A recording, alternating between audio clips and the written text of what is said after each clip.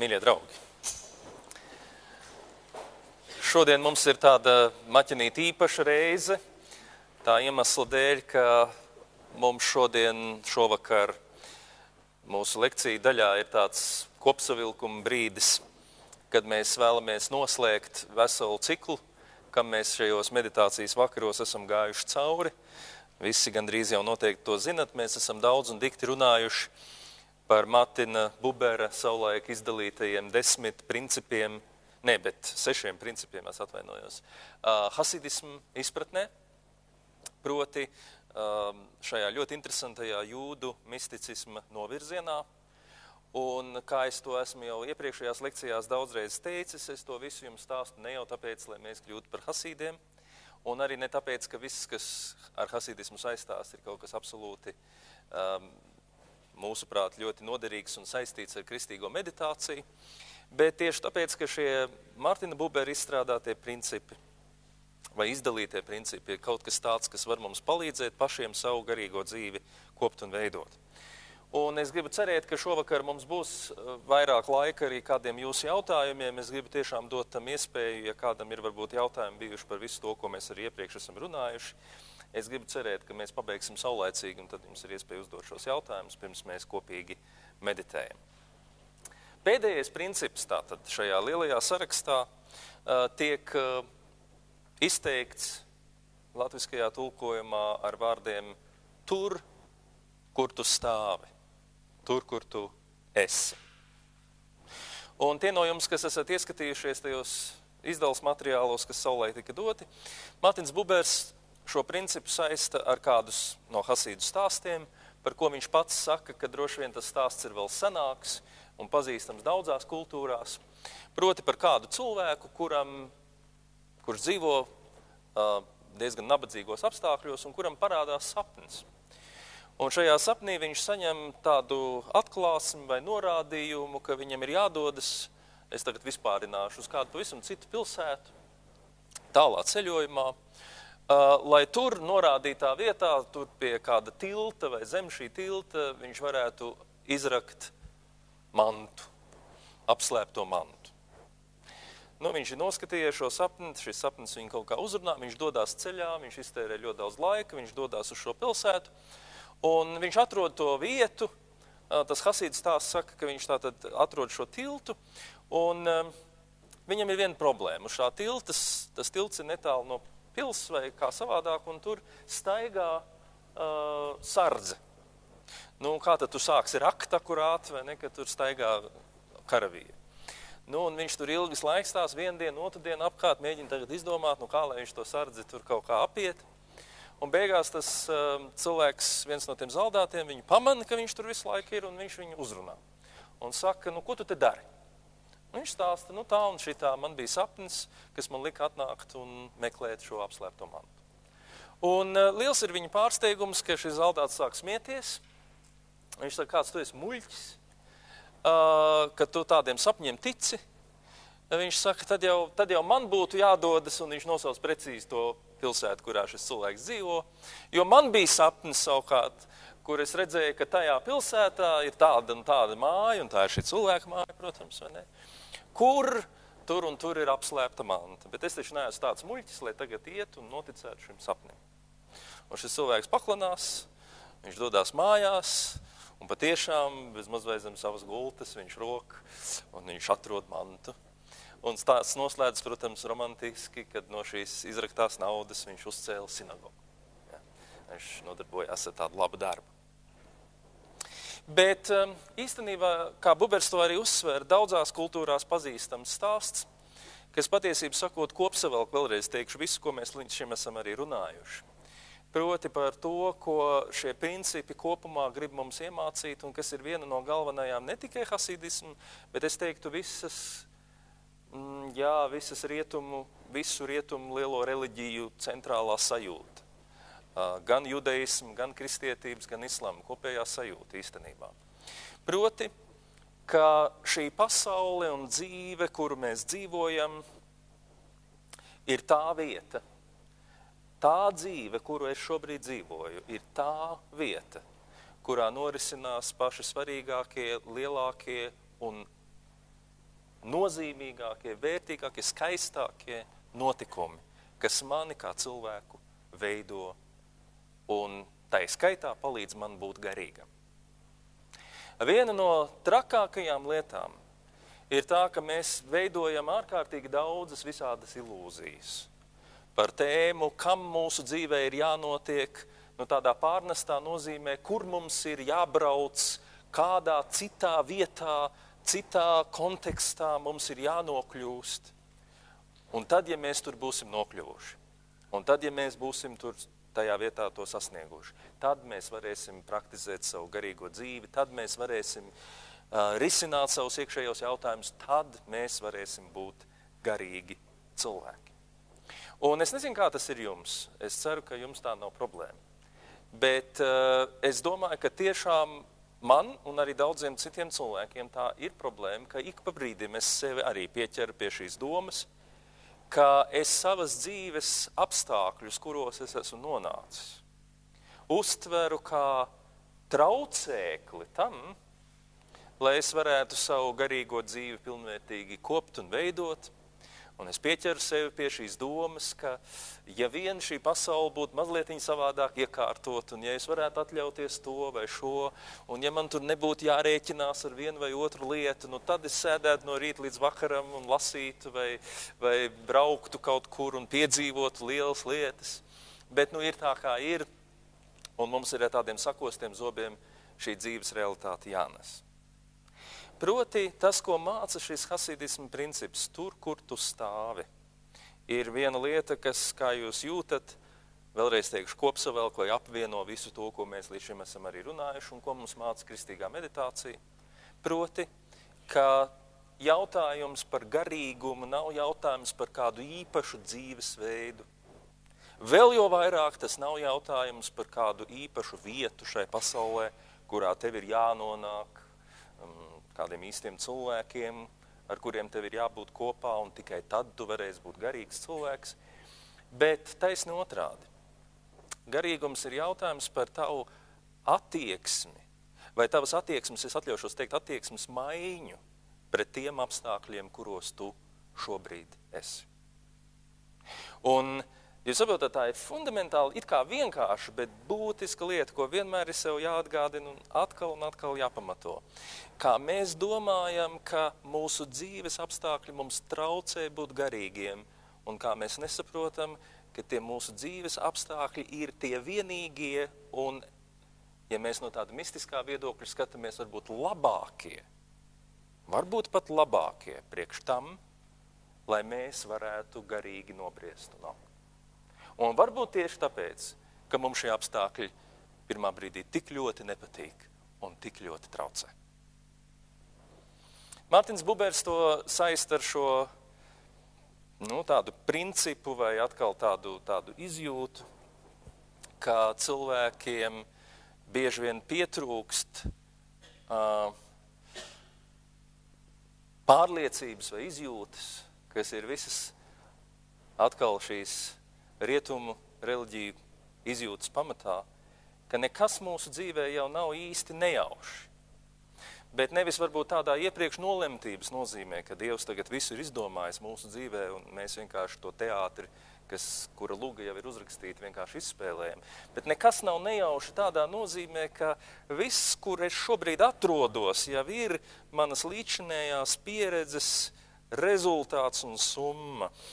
Un patiesībā, ja es gribu augt, un ja es gribu veidoties, un ja es gribu garīgi kaut ko saprast, es varu sākt tikai no tās vietas, kurā es esmu. Un visi tie cilvēki, kuri gaida īpašus apstākļus, kuri domā, ka viņu dzīves apstākļi ir neveiksmīga sakritība, ļoti bieži tā arī nekad neko nesāk, tā pa īstam saprast un pa īstam piedzīvot. Tā mēs to varam redzēt attiecībās ar cilvēkiem, kur mēs bieži vien izvēlamies attiecības nomainīt vienkārši, vai ne? Vieglāk tas ir, domājot, ka citās attiecībās būs vienkāršāk, nekā tikt skaidrībā, kas tur notika. Protams, situācijas ir dažādas, nepārprotiet mani, bet es vienkārši aicinu saprast, ka ļoti bieži mēs viegliprātīgi pie to izturāmies. Un tieši tāpat tas ir arī mūsu garīgajos jautājumos. Pagājušajā reizē mēs daudz par to arī runājām, un vēl iepriekš par to, kā cilvēki mēdz staigāt apkārt, ja tā drīkst sacīt. Tiešā vai pārnestā nozīmē no viena garīga virziena, no vienas metodes, no viena ceļa pie kāda cita, domādami, ka viņi beidzot atradīs kaut ko, kas padarīs vieglu viņu iekšējo izaugsmu.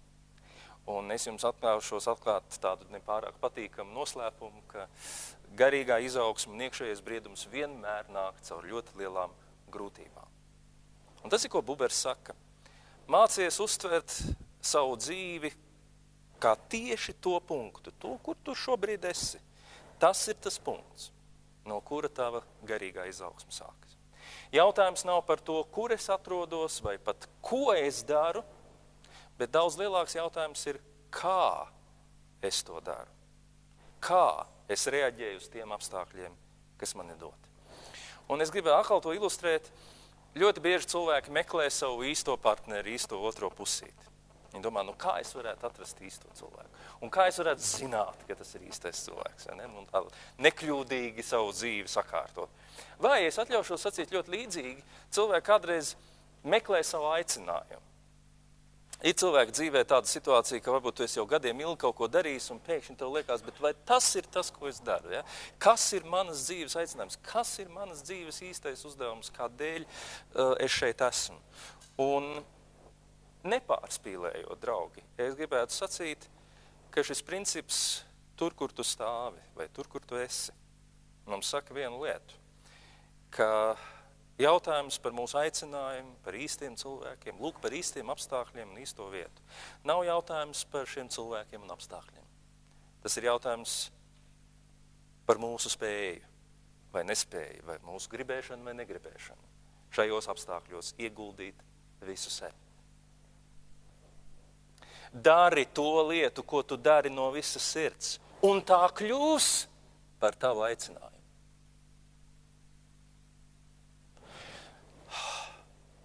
Pilnīgi otrādi. Jo kā var pateikt, ka šī lieta, ko cilvēks dara, ir viņa aicinājums? Ka viņam viegli tas notiek? Un pajautājiet talantīgiem cilvēkiem, cik viņi jūtās laimīgi, cik ļoti viegli viņiem viss tas nāk, ko viņi tur dara.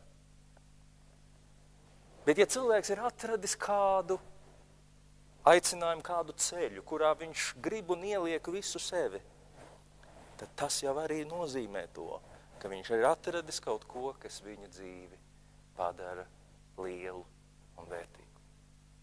Un tieši tāpat mēs to vienmēr visos pirmslaulību pārdomu semināros sakam par laulībām.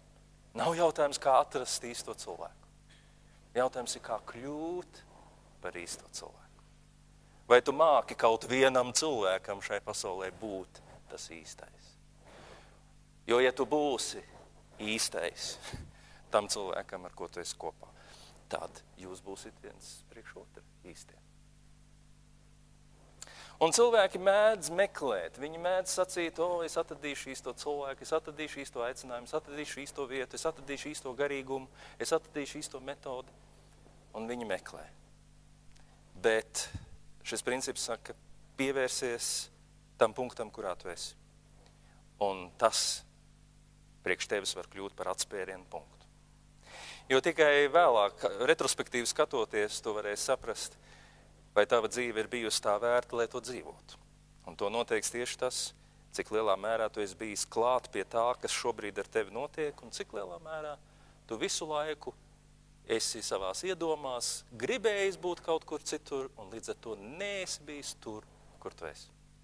Jūs zināt, tas ir atkal tik precīzi viens pret vienu saistīts ar to, kas ir meditācija.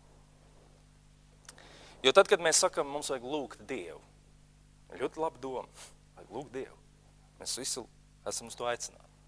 Ļoti bieži cilvēkiem ir visa pilna galva priekšstatiem. Ko tad tagad tas nozīmē? Kā man vajag tagad, ko man vajag Dievam teikt, un ko man vajag sajust, un kā man vajag tagad rīkoties, un kādiem tam jābūt ir efektiem un tā tālāk. Meditācija mums saka. Dieva klātbūtne jau tagad tev ir dota. Tavs uzdevums ir viņu pamanīt, tur, kur tu esi. Nāc pie šī mirkļa. Esi modrs, esi pievērsts šim mirklim. Tur tu piedzīvosi Dievu. kur es varu piedzīvot Dievu. Man jādodas svētceļojumā. Dievs mājo dažās vietās Eiropā, šur tur Dienvidamerikā, šur tur Āzijā, viņam, kā šķiet, patīk kalnainas vietas, ja? Un tā tālāk, un tad mēs viņu tur mēģinam atrast. Mēs pie jūras dzīvodam, mums kalni, protams, eksotika, kur gan citur varētu būt Dievs kā ļoti augstos kalnos. Droši vien tie, kas dzīvo kalnos, domā, ka viņš dzīvo pie jūras, bet tas tā. Mēs domājam, ka viņš ir kaut kur citur, mēs esam gatavi iet. Bet mums nav nekur jāiet. Mēs domājam, ka, lai Dievs mūs mīlētu, mums ir jābūt svētiem cilvēkiem, mums ir jāsasniedz tas un tas un tas, un mums ir pilna galva ar visu, kas mums ir jāsasniedz. Un mēs mēģinām to sasniegt, un pat cik mēs nekad to nesasniedzam, mēs nekad nejūtamies mīlēti. Un meditācija saka, paklau, bet Dieva mīlestība nav jānopelna. Tā ir dāvana, kuru tu saņem. Tur, kur tu esi, tāds kāds tu esi. Man galva ir pilna ar lietām, kas man ir jāsaka Dievam, lai tā būtu lūkšana. Bet izrādās, man vienkārši jābūt viņam pievērstam. Lūkšana ir mirklis, kad es esmu vienots ar viņu, savienots ar viņu. Un pie tā nav vajadzīgi speciāli vārdi vai īpašas formas, bet vienkārši mana vēlēšanās būt ar viņu. Tur, kur tu esi, tur ir Dievs. Tur, kur tu esi, ir tavi lielākie izaicinājumi. Uzvari tos, un tu piedzīvos izaugsmi. Vislielāko iespējamo izaugsmi. Tas mirklis, tā situācija, kurā tu esi, ir ātrgaitas lifts. Ja tikai tu no viņa visu laiku nekāptu ārā. Vismaz ilūzijās. Vai ne? Man ir ātrgaitas lifts manai izaugsmē, bet man viņš nepatīk, jo viņš man prasa izaugsmi. Viņš prasa no manis kaut kā darbu ar sevi. Es domāju, varbūt, ka izaugsmes lifts ir kaut kur blakus. Nē, tur, kur tu esi. Nebeidz no tā, kur tu esi. Jā, bet mācītāji, bet man ir tik grūti, es nevaru. Jā, tad tieši tam pievērs vislielāko uzmanību un beidzot mēģini jautāt, ko tu ar to vari darīt. Nevis dzīvo fantāzijās, ka tad, kad tā vairs nebūs, tad kaut kas būs. Smalkas nianses, bet reizē tajā ir visas atslēgas. Un kā jau sacīju, man liekas, šis princips kopsavilk visu, jo viss, ko mēs iepriekš runājām, kaut kā man pilnīgi saskana ar šo principu. Atceraties, mēs pagājušajā reizē runājām sāc ar sevi un nenodarbojies ar sevi, ja šie divi dažādie pretējie it kā principi. Atkal, tur, kur tu stāvi, sāc ar sevi. Uzņemies atbildību par savu dzīvi. Tas ir, ko mēs pagājušajā runājām. Cik daudzreiz mēs atbildību dodam citiem. Mēs sakam, viņi. No viņu dzīves ir atkarīgs tas, vai es būšu laimīgs. Un, ja tas princips sāc, respektīvi, tur, kur tu stāvi, tur tajā vietā, kur tu esi, man asociējās ar šo meditācijas akcentu uz tādu modrību un pievērstību tam, kas šobrīd ar mani notiek, tad šis princips sāc ar sevi, vai ne, uzņemies atbildību par savu dzīvi, man asociējās vienmēr, kā es esmu jums to daudzreiz teicis, ka tad, kad jūs sēžat meditācijā un mēs sakam, sēžiet ar taisnu muguru, tad tur nav nekāda ezotērika. Un tas pat nav stāsts par to, ka mums skriemeļiem jābūt taisniem. Mugura nekad nav pilnīgi taisna. Bet runa ir par šo stalto nostāju. Nevis, ka tu visu laiku, es saprotu, es jau neko nevaru, vai ne, un tā tālāk. Bet ar šo stalto nostāju es pieņemu to, kas ir. Baigā vētra manī un apkārt. Nav viegli. Bet es iztaisnoju savu muguru. Un es iztaisnoju savu muguru tāpēc, ka es esmu pamodināts un akceptējošs pret to, kas ir. Tur, kur es esmu. Vai, piemēram, mēs vēl iepriekš runājām par izlēmības principu. Atceraties, daudz runājām par to, kā tas ir, ka tad, kad tu pieturies pie kaut kā viena un atgriezies pie tā un izēji šo ceļu konsekventi līdz galam, tu gūsti vislielākos rezultātus. Un savukārt, ja tu lēkā no vienas metodas uz otru metodu, varbūt tas palīdzēs, varbūt šis palīdzēs, tu nekad tā arī to īsto apgaismību, ja tā drīkst sacīt, to iekšējo skaidrību nedabū. Man liekas, tas atkal taču, vai ne, tik precīzi meditācijas simbols. Ka ikreiz, kad mēs meditējam, mēs loģiski visu kaut kur aizskrienam. Galva pilna domām, ko visu varētu darīt šai brīdī, ko visu varētu vēl savādāk. Par ko visu varētu domāt, bet tu atgriezies atpakaļ. Man ir bijusi tāda ļoti personīga, var padalīties tāda pieredze, ja? Tāds garāks retrīts, tur daudzas dienas, tur 5-6 stundas tīrā meditācija katru dienu, ja? Pienāk 4. diena, zin kā visiem jau, nu kā lai pasaka, visi ir iedvesmoti, teiksim tā, turpināt šo ceļu. Un tad vienā brīdī domā, bet ko es daru? Es sēžu uz mīkstas pilventiņu. Es esmu samērā normāli paēdis, ja? Sēžu uz mīkstas pilventiņu. Man nekas tāds briesmīgs nav jādara. Neviens man neklūp virsū, neprasa, kāpēc nav iesniegts laikā kaut kas. Un man nav labi. Man nav labi. Un es domāju, ja man tagad nav labi, tad kad man būs labi? Jūs saprotat, nu labi, es bišķi ironizēju pats par sevi.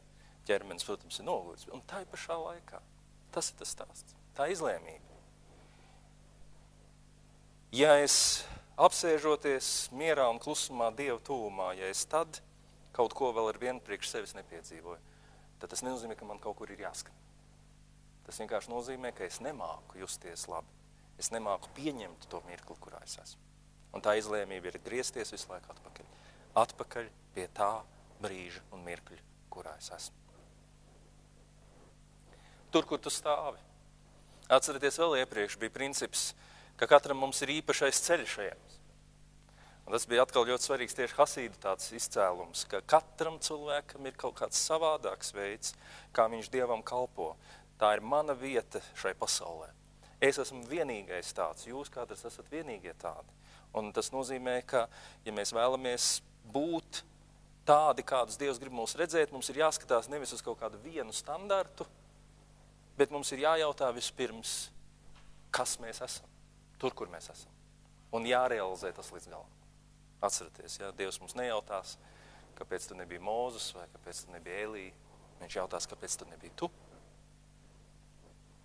Un atkal man liekas, tas ir meditācijā šis vērīguma aspekts, šis mirklis, kad es akceptēju visu, kas ir. Ļoti daudzi cilvēki, piedodiet, ka es atkārtojos, bet tas ir mans uzdevums šovakar. Ļoti daudzi cilvēki savā dzīvē nepazīst sevi, nesaprot, ja tā drīkst sacīt, kas viņi ir, no kāda materiāla viņi ir. Un rezultātā brīnās, ka viņi nepazīst un pārprot gandrīz visu, kas apkārt ir. Ja tu neesi iepazinis sevi, tev ir ļoti grūti vispār saprast, kur varbūt ir tie tavi priekšstati un tavas tendences tajā, kā tu redzi Dievu, kā tu redzi citus cilvēkus. Meditācija saka, nāc pie sevis, iepazīsti sevi. Tu sapratīsi sevi un pārsteidzošā kārtā tu daudz labāk sāki saprast Dievu. Un visbeidzot, pirmais princips bija, atceraties vēl, kas vēl atcerās, sevis apzināšanās vai pašapzināšanās princips. Proti, ka katram ir nepieciešams kādā brīdī pamosties un saprast, kas ir viņa aicinājums, kas ir tas viņa lielais aicinājums, es šeit nedomāju par profesiju, bet aicinājums atsaukties Dievam, atvērt savu dzīvi Dievam. Un es domāju, ka tas atkal ir tas, ko meditācija mums māca. Mēs esam aicināti meditācijas mirklī atteikties no kādiem gataviem priekšstatiem, tēliem, bieži vien ilūzijām, kas mūsu galvā ir, lai paliktu pie tā vienkāršā noslēpuma, ko mēs saucam par Dievu klātbūtni. Tur, kur mēs esam, tajā vietā. Lūk, tā kā man liekas, šie principi, kurus mēs esam runājuši, viņi ir ļoti labi, lai mēs atsveidzinātu savu izjūtu par mūsu meditācijas praksi. Un es ceru, ka tie jums ir un bija un būs varbūt kādreiz noderīgi. Es gribētu šeit likt vienu punktu un dot jums iespēju tiešām pajautāt attiecībā par visu šo ciklu kaut ko. Un lūdzu, jums ir iespēja. Droši.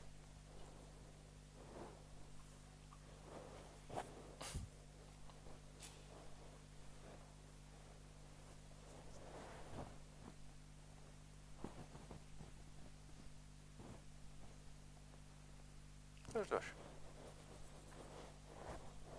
Drīkst arī par kaut ko citu jautāt. Jūs saprotat? visiem apnikuši hasīdi, tad mēs varam par kaut ko citu. Lūdzu, nopietni.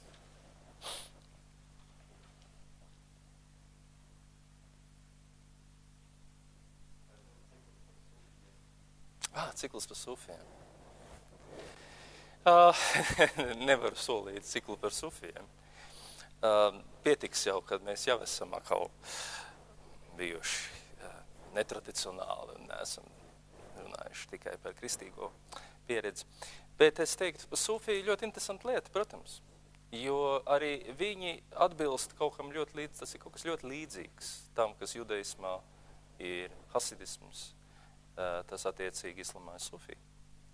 Un es domāju, ka atkal tas ir tikai tāds nemitīgs atgādinājums, ka reliģija ļoti bieži kalpo kā instruments, lai sakārtotu sabiedrību, lai noturētu esošo lietu stāvokli, lai, nezinu, kaut kā vēl savādāk palīdzētu sociāliem procesiem norisināties, bet tomēr katrā no tām ir arī tas dzīvais impulss, kas saka, bet jautājums ir par manām personiskām, ja tā drīkst sacīt, attiecībām ar Dievu. Jautājums ir par manu sastapšanos ar to, kas ir manas esības pamats. Un es domāju, sufijiem tur ir ļoti daudz, kas ko teikt, un ja mēs palasam Rūmī vai citus izcilus viņu dzejniekus un viņu pārstāvjus, tad tur ir daudzi teksti, kur ir vienkārši apbrīnojami, saskanīgi arī ar šo te, piemēram, kristīgās meditācijas praksi.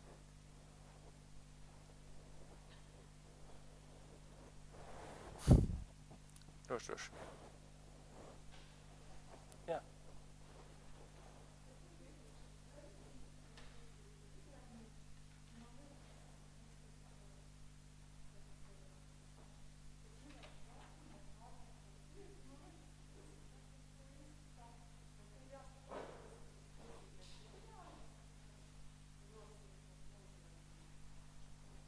Aha. Jā, ir tā, ka droši vien es nevarēšu atkārtot visu, ko mēs runājam tajā lekcijā par izlēmību, bet šis te konkrētais stāsts, ko Mārtiņš Buberts ir atlasījis no visiem hasīdu stāstiem, viņš runā par to, kā šis cilvēks, kurš pats ir izlēmis turēt šo gavēni no sabata līdz sabatam, kā viņš iekšēji svārstās pie šī savu lēmumu. Un tieši tāpēc, ka viņš svārstās, viņš saņem no sava skolotāja diezgan bargu norādījumu, ka, mīļais draugs, ja tu vēlies iegūt savas dzīves drošības sajūtu, ja tu gribi justies mīlēts, tev ir jāsaprot viena lieta, ka to nevar panākt caur druģainu skraidīšanu apkārt un druģainu darbošanos. Tāpēc, ka tik ilgi, kamēr tu nejūties mīlēts, visa tava druģainā darbošanās ir mīlestības pelnīšana. Bet nopelnīta mīlestība nav tā mīlestība, kas tev ir vajadzīga. Tu viņu nopelni, iespējams, parasti tu viņu nenopelni, bet pieņemsim, ka tu viņu nopelni. Tev vienalga paliek sajūta, ka vai tad tas ir tas, ko es gribēju? Vai tad tas ir tas, ko es gribēju? Kas notiks, ja es nākamreiz to nevarēšu nopelnīt? Tad man atkal nemīlēs. Un tāpēc tas dīvainais ir šim cilvēkam, viņš ir milzīgas garīgas cīņas izcīnījis. Viņš parādās kā milzīgi cilvēks ar asketiskām spējām, ar milzīgu iekšēju pašrefleksiju. Viņš ir spējīgs tur saprast savus dvēseles smalkākās nianses. Un Rebe viņam saka, lupatu deķis. Tas nav nekas. Nevis tāpēc, ka nevajadzētu sevi mēģināt pilnveidot. Bet tāpēc, ka Rebe saka, tas nav tas veids, kā tu sasniegsi Dieva bērnu sajūtu. Dieva bērnu sajūtu tu sasniedz kā reize atsakoties no visa. Tas ir biedējoši. Cik daudz nav kristiešu, kuri noraida kristīgo meditāciju, tāpēc, ka viņi saka, kā sēdēt klusumā, neko nedarīt, kas tur viss kaut kas var notikt ar tevi. Ja? Un ar to viņi parāda, ka viņi netic Dievam, bet viņi tic sev. Un domā, ka ar savu kaut kādu bakstīšanos un tur, es pat nezinu ko, viņi nodrošinās to, ka Dievs viņus mīlēs un akceptēs. Īstenībā tas jau nav tas. Man nav nekāda iebilduma pret visām tām pārējām lietām, ko mēs darām. Es runāju par tikai to, ka tas nav tas veids, kā tu dabū mīlestību. Mīlestības sajūta un pieredze arī Dievu priekšā tu dabū tanī brīdī, kad tu atlaidi visu. Savas askēzes un pašrefleksijas spējas. Un tu apsēdies uz savu mīkstā spilvenu vai mīkstajā krēslā, un tu saproti vienu lietu. Vai nu Dievs mani mīl tādu, kāds es esmu, vai arī nekam nav vērtības. Jo es to mīlestību vienalga nenopelnīšu. Tad. Sākumā ir biedējoši. Ja nu nemīlu? Ja nu tas ir par maz? Ja nu ar to, ka es esmu, ir par maz, lai Dievs man pieņemtu? Bet tu ej to ceļu, un izrādās ar to pietiek. Un tad tu piecelies, un tu esi gatavs pārveidot visu pasauli. Bet nevis tāpēc, ka caur to tu mēģini nopelnīt mīlestību, bet tāpēc, ka tu esi piedzīvojis to. Es drīkstu būt tāds, kas es esmu. Neko nedarīt. Iedomājieties, sēdēt, neko nedarīt.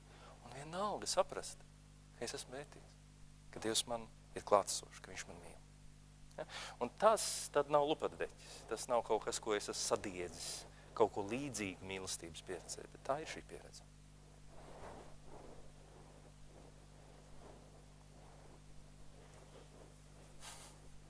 Jā, droši.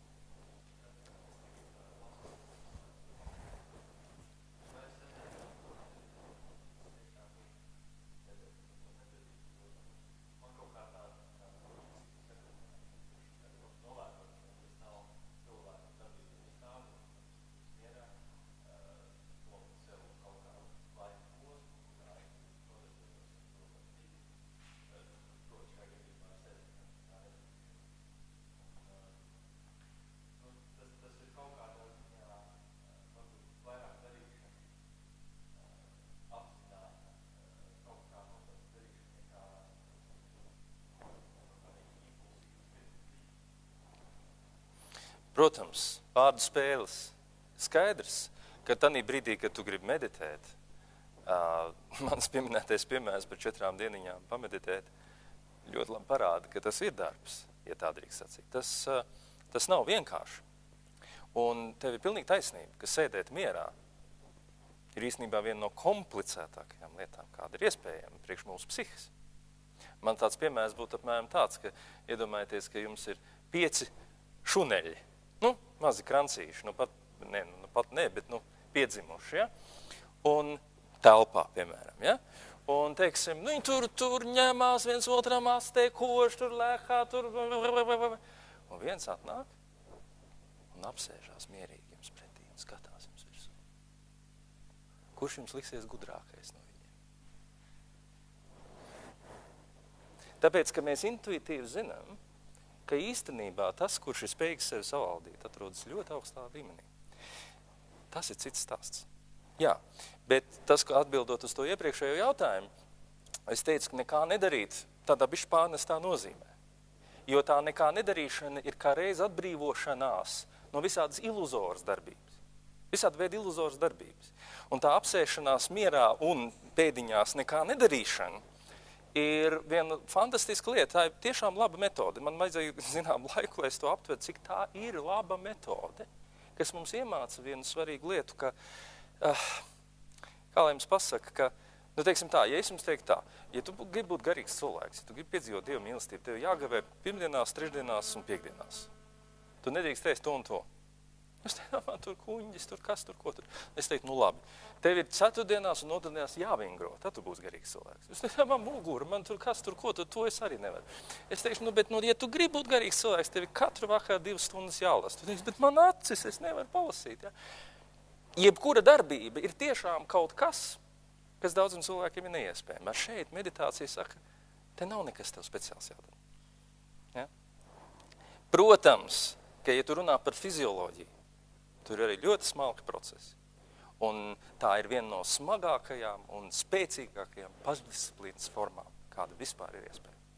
Un slepenā veidā, varbūt tiešā veidā, brīžiem par to runājot, brīžiem par to nerunājot, mēs, protams, ļoti augstā mērā mācāmies disciplinētību, sakārtotību, kas atkal palīdz mūsu veselīgajiem mēs nobriest un kļūt par cilvēkiem, kas esam atbildīgi un spējīgi dzīvot šajā pasaulē.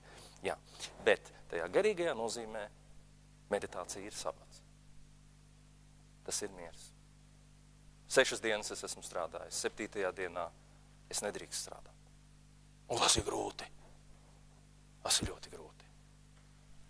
Bet tad, kad tu ieturi to sabatu, tev sāk atvērties tas, kas tu esi. Kāpēc Dievs rada mūs 6 dienās, 6. dienā viņš rada cilvēku, un tad viņš ieliek 7. dienu? Viņš ieliek to tāpēc, ka tikai tā 7. diena atver mums failu, piedošanu, kaut kādu izpratni par to, kas mēs esam. Izrādās, ka mēs esam Dieva bērni. Izrādās, ka mēs esam ķēniņa bērni, tagad lietojot Bībeles formālu valodu. Nevis mēs esam vergi, kuri nopelnam Dieva mīlestību. Mēs esam ķēniņa bērni. Un šo sajūtu tu nedabū strādājot laukā. Šo sajūtu tu dabū tad, kad tu pasēdi ar savu tēvu sabatā pie viena galda. Tad tu dabū šo sajūtu, ka es esmu mīlēts tāds, kāds es esmu. Tā kā, jā, protams, fizioloģiski meditēt, klusēt, sēdēt, ir milzīga disciplīna. Bet iekšēji tā nekas nav jādara. Vienkārši jāsēž. Un tur tāpēc ir šie 2 momenti. Tā ir disciplīna, un reizē tā ir ļoti pareiza garīga prakse, kas atbrīvo mūs no ilūzijām par to, kas mums ir jādara.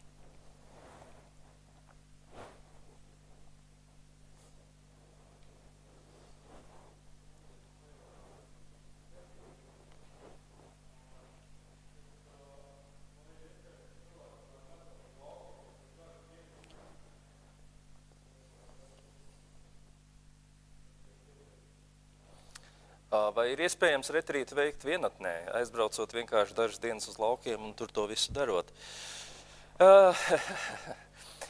Vai tas ir ieteicams? Tas ir interesanti, ka jūs piebildāt vēl. Pirmkārt, no vienas puses noteikti jā, ir ieteicams ik pa brīdim aizbraukt no lietām prom un maķinīt, atrast connection pašam ar sevi un saprast, kas es esmu un palaist kaut kādas lietas vaļā. Un pie dabas esot, mēs ļoti bieži to piedzīvojam.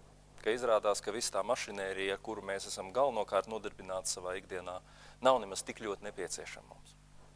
Tādā ziņā, jā.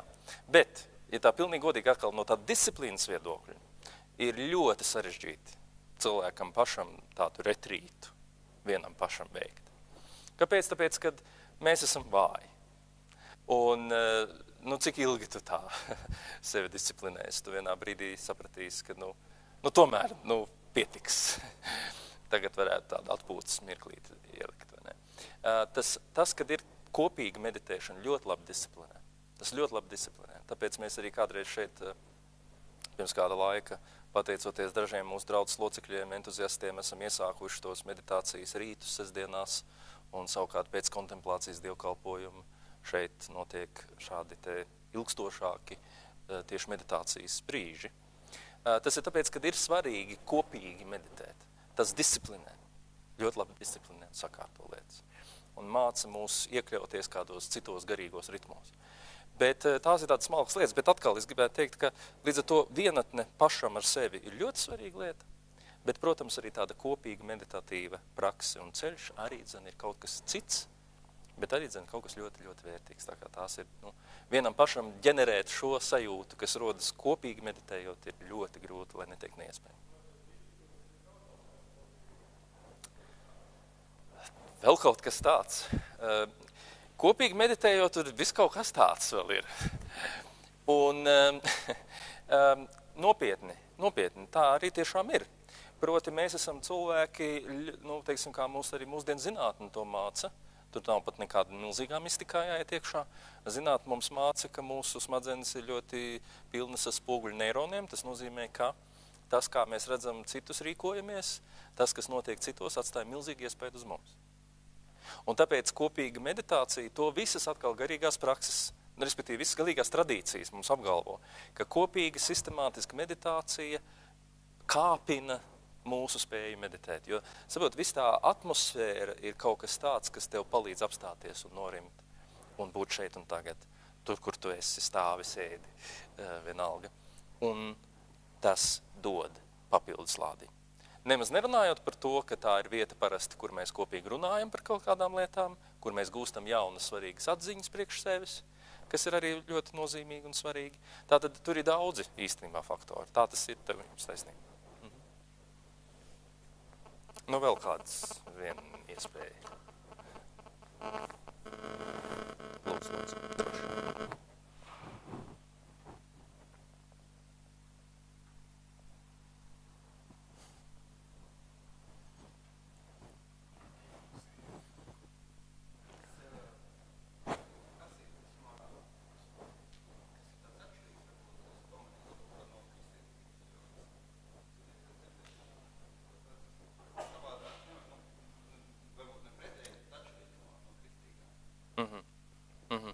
Kas ir hasidismā atšķirīgs no kristietības? Ļoti vienkārši atbildi, tas ir Kristus. Proti, neapšaubāmi būdams judaismu novirziens, hasidisms, tā kā to iedibināja Balšam Tovs, īstenībā mēdz runāt par viduslaiku hasidismu, kas bija bišķi kaut kas cits, bet šis ir, teiksim, šo mēs sapratīsim ar to, kas ir ar Balšam Tova darbošanos. Un Balšam Tovs dzīvo laikā, kurā judaisms piedzīvo diezgan lielu krīzi, jo pirms tam ir notikusi milzīgi dramatiska tāda katastrofa priekš jūdiem, proti Šabatai Zevī, viens tāds īpatnējs vīrs, sevi pasludina par Mesiju, tas ir iepriekš. Un aizrauj, pārsteidzošā kārtā aizrauj milzīgu daudzumu jūdu, jo tas ir laiks, kad visi gaida pasaules galu. Nedomājiet, vienkārši viens cilvēks saka, es esmu Mesija. Mums liekas, kā var kaut kam tādam ticēt, ja? Bet jā, ir cilvēki, kas ir gatavi tam ticēt, viņš ir harizmātisks personība. Un tad tā tas turpinās līdz brīdim, kamēr viņu arestē vietējais sultāns, kas ir islam, viņš Turcijā tur darbojas. Nu, un kaut kā tā sanāk, nezinu, ko tas sultāns tur viņam izdarīja, vai kāds no viņa kalpiem. Bet viss beidzās ar to, ka Šabatai Zevī pēkšņi paziņo, ka viņš ir konvertējies islamā. Tad jūs varat iedomāties, kāds tas ir. Teiksim, Mesija, jūdu Mesija, kas solīja tūlīt visus jūdus sapulcināt apsolītajā zemē, pēkšņi kļūst par musulmani. Nu tā. Tas bija pilnīgs šoks, kas atmet atpakaļ judaismā milzīgu tādu atpakaļ ejošu vilni, un bija ļoti daudzi, kuri bija ārkārtīgi skeptiski pret hasīdiem, tāpēc, ka hasīdi bija saglabājuši šo sajūtu, ka viņi gaida Mesiju, viņi gaida to laiku, kad Dievs iejauksies. Un tobrīd, piemēram, Viļņas Gaons, kas bija tepat Viļņā dzīvoja, kā jūs zināt, viens no absolūti izciliem rabīniem, kas bija galvenais Talmuda apkopotājs izdevējs, teiksim tādā izskatā, kāds viņš šobrīd arī vēl ar vienu ir. Šis Viļņas Gaons ļoti pretojas hasīdiem, jo viņam liekas, ka tā ir kārtējā tāda harizmātu kustība un tā tālāk. Kāpēc es to visu stāstu? Tāpēc, ka tā galvenā atšķirība, protams, ir tajā, ka hasīdismā, kā daudzās citās vietās, tomēr tas cilvēks ir atstāts samērā viens. Jā, viņam ir šis cadīk, šis viņa skolotājs, taisnais cilvēks, kas var viņam dot kaut kādus impulsus. Bet tur ir tā sajūta, ka Mesijas laikmets ir kaut kas ļoti tāls, vai kaut kas vismaz, ko mēs vēl tikai gaidām. Tā kā es domāju, tā izjūta par pestītāju, tā vēl viena galvenā. Jo kristietībai tomēr Jēzus ir neiedomājami svarīgs, maigi izsakoties. Tas ir mūsu pamats, uz kā mēs stāvam, un, protams, to mēs tur neredzam. Un līdz ar to mēs varam attiecināt uz hasīdismu virkni no kritikas, kas kristiešiem ir pret daudzām citām garīgām strāvām. Tā starpība gan ir tāda, ka hasīdisms ir tiešām tuvāks kristietībai kā daudz kas cits, tāpēc, ka viņi ir ar šo Dievu bērnības sajūtu pilni. Tas bija, kas bija Balšam Tovam. Viņam bija šī sajūta, ka mēs esam Dievu bērni. Tikai viņš to interpretē nevis tāpēc, ka Mesija nācis un mēs viņam piedaram, kā kristieši to saprot, bet viņš to saprata kā tāpēc, ka mēs esam jūdi, tāpēc, ka mēs esam cēlušies no Dieva, mums ir viņa apsolījumi, mēs esam viņa ļaudis. Tā kā tur ir kaut kas ļoti, ļoti līdzīgs, bet, protams, iztrūkstošais posms ir Kristus pats. Tā kā, tāda būtu vispārēja atbilde.